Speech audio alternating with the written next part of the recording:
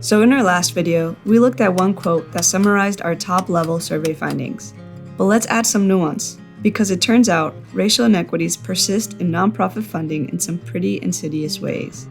Let's take a look through the eyes of one survey respondent.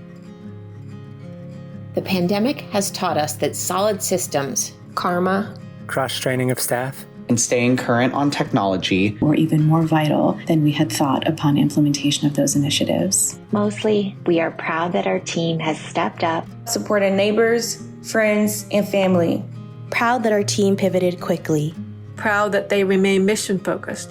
And proud of the work we have accomplished despite everything happening around the world. We saw in the last video that nonprofits continuously showed up for their communities, adapting programs to meet rising demand. Deep connections to communities give nonprofit leaders the greatest insight into how to reach their community's aspirations.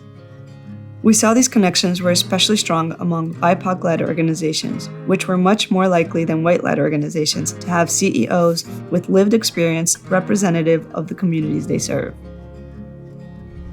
BIPOC-led nonprofits were also particularly active addressing racial disparities in their communities, and have been for longer than white-led organizations. However, remember how both demand for services and nonprofit funding rose during the pandemic? These increases weren't equally felt. Service demand rose significantly more for BIPOC-led nonprofits than those with a white CEO, and increases are expected to continue. And though funding increased, Black-led organizations did not receive as much additional funding as other organizations.